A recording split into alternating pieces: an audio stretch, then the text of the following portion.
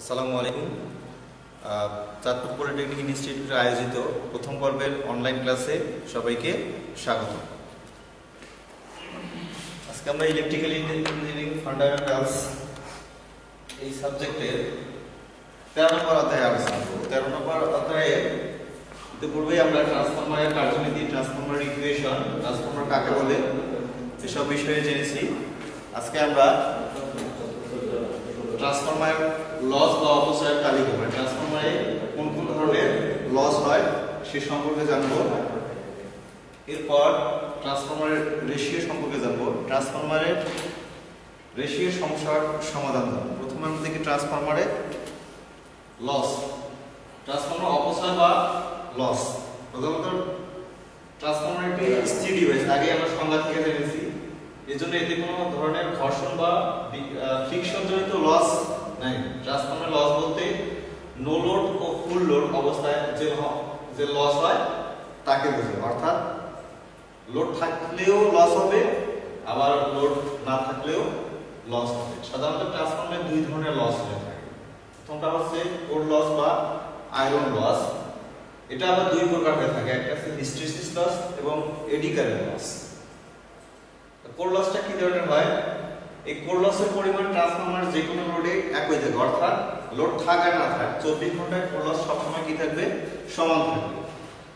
তবে কিছু ক্ষেত্রে ব্যতিক্রম হতে পারে। ব্যতিক্রমটা হচ্ছে যে প্রাইমারিতে আরোপিত ভোল্টেজের কম বেশি হয়, হ্রাস এবং বৃদ্ধি হয়। এক্ষেত্রে কি হতে পারে?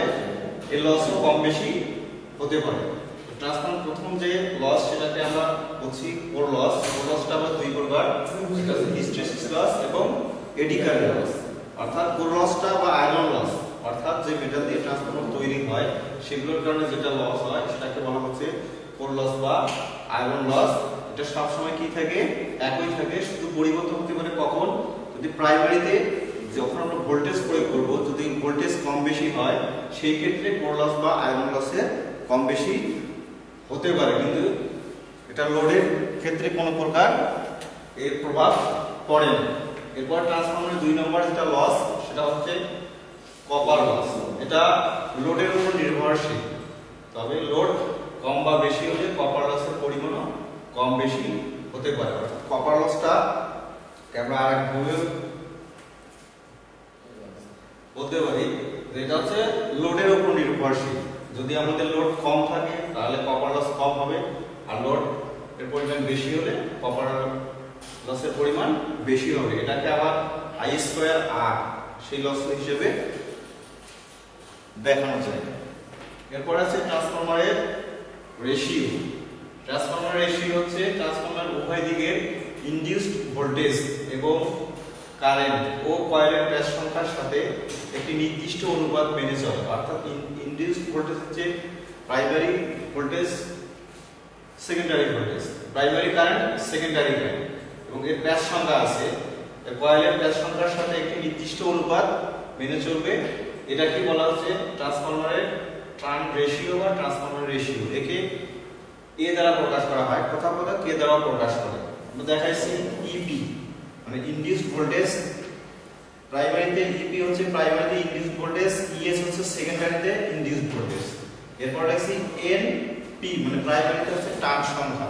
যেহেতু তোমার ট্রান্সফরমার সংখ্যা থেকে জেনেছো যে ট্রান্সফরমার কি হচ্ছে কয়েল দ্বারা তৈরি। এই কয়েলগুলোকে আমরা বলতেছি টার্ন সংখ্যা। প্রাইমারিতে কয়েল থাকে, সেকেন্ডারি কয়েল থাকে, মাঝখানে কোনো প্রকার সংযোগ থাকে না। তাহলে হচ্ছে প্রাইমারি টার্ন সংখ্যাকে আমরা এনপি দ্বারা প্রকাশ করতেছি, অর্থাৎ নাম্বার অফ টার্নস। আর সেকেন্ডারিতে হচ্ছে এনএস মানে সেকেন্ডারি প্যাচ সংখ্যা। এরপরে আমাদের কি আছে? কারেন্ট। এখানে আমরা সংজ্ঞায় বলেছি যে কারেন্ট, কয়েলের প্যাচ সংখ্যা এবং ভোল্টেজ। তাহলে আমাদের ভোল্টেজ গেল, প্যাচ সংখ্যা গেল এবং হচ্ছে কারেন্ট। কারেন্ট হচ্ছে কি আইএস, অর্থাৎ সেকেন্ডারিতে কারেন্ট, এবং আই হচ্ছে প্রাইমারিতে কারেন্ট। এইগুলোর যে অনুপাত, সেই অনুপাতগুলোকে বলা হচ্ছে ট্রান্সফরমারের রেশিও।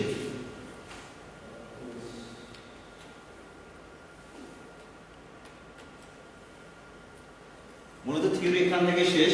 এই অধ্যায়ে ব্যবহৃত কিছু আমরা সূত্র করে শিখবো, এরপর আমরা ম্যাথমেটিক্যাল সমস্যা দেখব।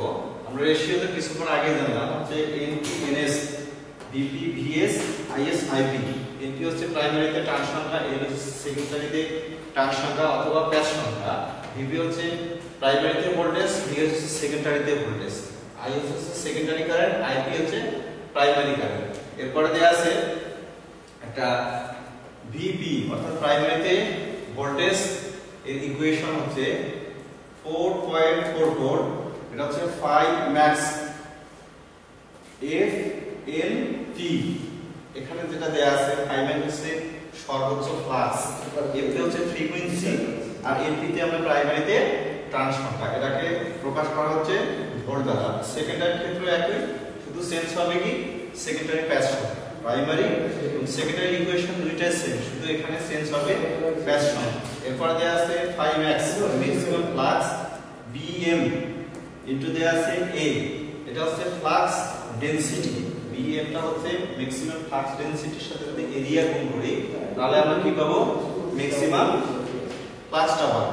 এরপরে দেয়া আছে IB, যদি আমরা প্রাইমারি কারেন্ট বের করতে যাই, প্রাইমারি কারেন্ট বের করার ক্ষেত্রে আছে KVA অর্থাৎ এটা হচ্ছে ট্রান্সফরমারের আউটপুট ইনটু দেয়া আছে 1000 ডিভাইডেড আছে VP। যদি আমরা কারেন্ট বের করতে যাই, transformer output into 1000 primary voltage দ্বারা ভাগ দিলে আমরা কি পাবো, প্রাইমারিতে কারেন্ট পাবো। সেকেন্ডারি ক্ষেত্রেও একই রকম, ট্রান্সফরমার আউটপুট দেয়া আছে এখানে কি সেকেন্ডারিতে ভোল্টেজ, যদি আমরা আউটপুটটাকে সেকেন্ডারি ভোল্টেজ দিয়ে ভাগ করি তাহলে কি পাবো, প্রাইমারি কারেন্ট পাবো। লাগবে না, একটা অঙ্ক দেখি, অঙ্ক দেখলে আমাদের মোটামুটি ক্লিয়ার হবে। আমরা একটা দেখি, একটি ট্রান্সফরমার আছে 50 kVA, দেয়া আছে 440, ওয়াই দেয়া আছে 110 ভোল্ট। ট্রান্সফরমার প্রাইমারি কয়েল দেয়া আছে 1000 টার্ন, অর্থাৎ প্রাইমারি কয়েলের প্যাচ সংখ্যাটা দেয়া আছে 1000। তাহলে ট্রান্সফরমার বের করতে বলছে IS NS নির্ণয় করো, এগুলো বের করতে বলছে। আমরা আবার দেখি একটি ট্রান্সফরমার দেয়া আছে 50 kVA, অর্থাৎ ট্রান্সফরমার আউটপুট হচ্ছে 50 kVA, এখানে ভোল্টেজ দেয়া আছে 440 বাই দেয়া আছে 110, তাই না? এখন দেয়া আছে ট্রান্সফরমার প্রাইমারিতে কয়েলের পাক সংখ্যা দেয়া আছে 1000, তাহলে ট্রান্সফরমার বলছে যে প্রাইমারি কারেন্ট, সেকেন্ডারি কারেন্ট এবং সেকেন্ডারিতে পাক সংখ্যা কত হবে, অর্থাৎ প্যাচ সংখ্যা কত হবে সেটা। এটা জানো আমার আউটপুট। আমরা কিন্তু এখানে জানি না কোনটা প্রাইমারি আর কোনটা সেকেন্ডারি ভোল্টেজ। তাহলে প্রথমে যেটা থাকবে সেটা হচ্ছে প্রাইমারি, এরপরে যেটা থাকবে সেটা হচ্ছে সেকেন্ডারি। এই ট্রান্সফরমারটা হচ্ছে স্টেপ ডাউন ট্রান্সফরমার।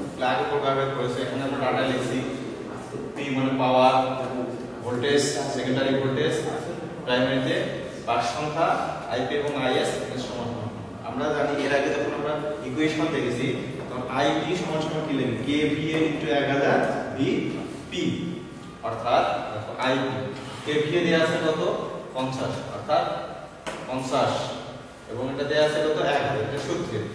আর প্রাইমারিতে আমাদের ভোল্টেজ কত ছিল, VP এর ভোল্টেজ দেখা আছে 440। যদি আমরা এটাকে ক্যালকুলেশন করি তাহলে প্রাইমারিতে আমাদের কারেন্ট কত 113.636 অ্যাম্পিয়ার, মানে হচ্ছে কারেন্টের একক।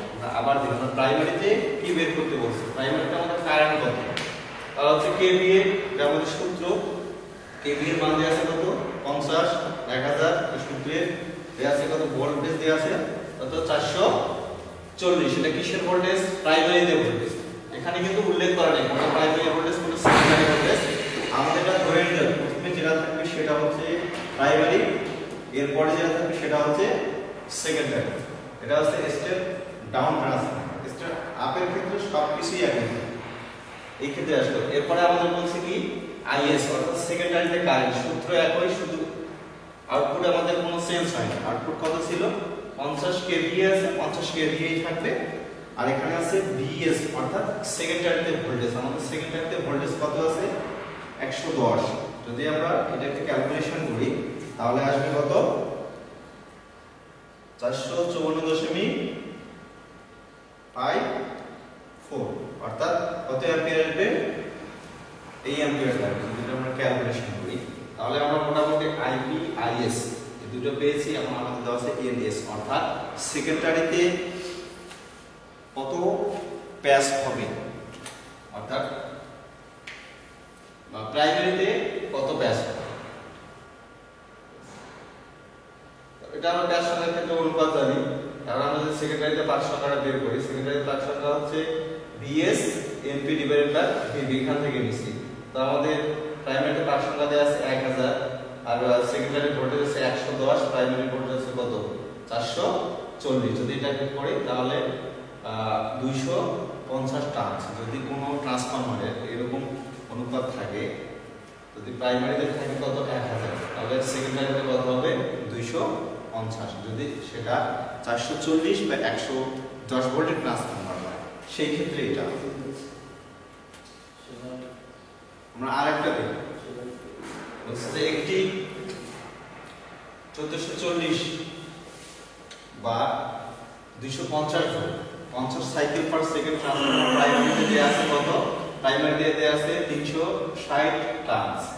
তারের প্রস্থচ্ছেদের ক্ষেত্রফল দেয়া আছে, অর্থাৎ যে কয়েল দ্বারা এই ট্রান্সফরমারটা তৈরি সেটার প্রস্থচ্ছেদের ক্ষেত্রফল দেয়া আছে 0.06451 সেন্টিমিটার স্কয়ার। তার হচ্ছে কারেন্ট ডেনসিটি দেয়া আছে 193.75 অ্যাম্পিয়ার পার সেন্টিমিটার স্কয়ার হয়। তাহলে এটা কেভিএ রেটিং কত হবে, অর্থাৎ এটা আউটপুটটা কত হবে? আবার যাচ্ছে একটি ট্রান্সফরমারে প্রাইমারি ভোল্টেজ দেয়া আছে কত 1440 এবং সেকেন্ডারিতে ভোল্টেজ দেয়া আছে 250 এবং এটার ফ্রিকোয়েন্সি হবে কত 50 সাইকেল পার সেকেন্ড। ট্রান্সফরমার প্রাইমারিতে প্যাচ সংখ্যা যে এখানে দেখো, এই যে প্যাচ সংখ্যা দেয়া আছে কত 360, মানে ট্রান্সফরমার প্রাইমারিতে যে কয়েল আছে তার প্যাচ সংখ্যা দেয়া আছে 360। তারের প্রস্থচ্ছেদের ক্ষেত্রফল দেয়া আছে 0.0654516 সেন্টিমিটার স্কয়ার, অর্থাৎ যে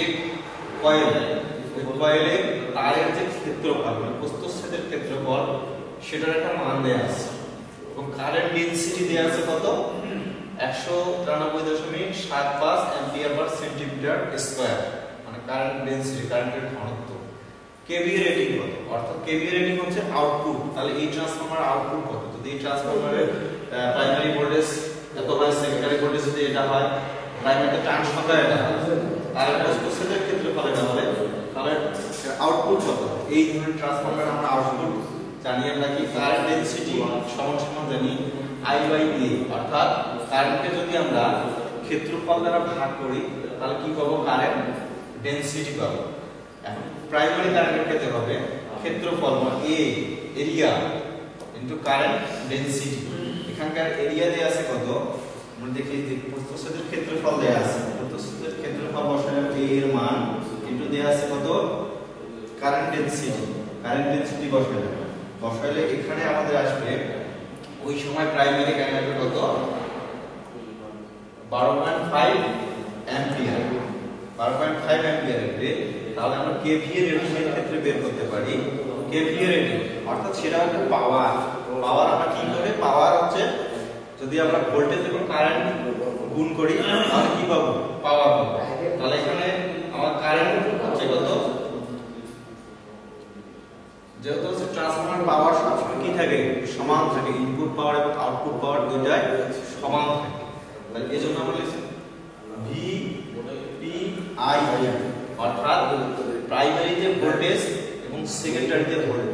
প্রাইমারিতে ভোল্টেজ কোন হচ্ছে কি প্রাইমারিতে কারেন্ট, এই দুটো গুণ করলে আমরা কি পাবো?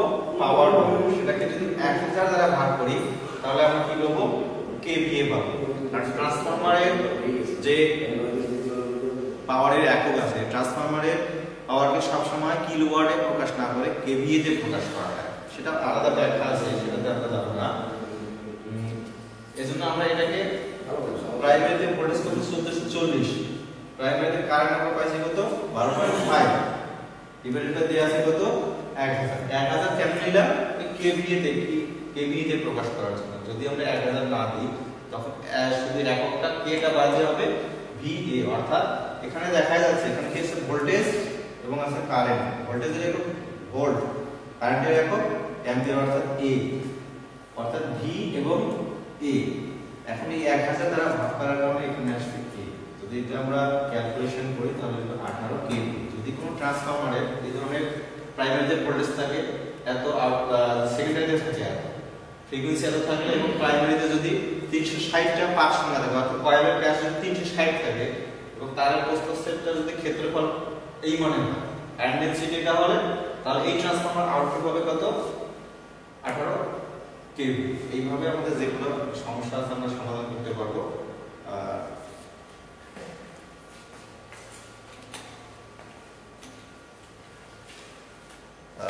ধন্যবাদ সবাইকে। করোনা পরিস্থিতিতে সবাই নিরাপদে থাকবা, দূরত্ব মেনে চলবা, মাস্ক পরিধান করবা সবসময়। ইনশাল্লাহ সবাই ভালো থাকবা এই প্রত্যাশায় শেষ করলাম। আসসালামু আলাইকুম।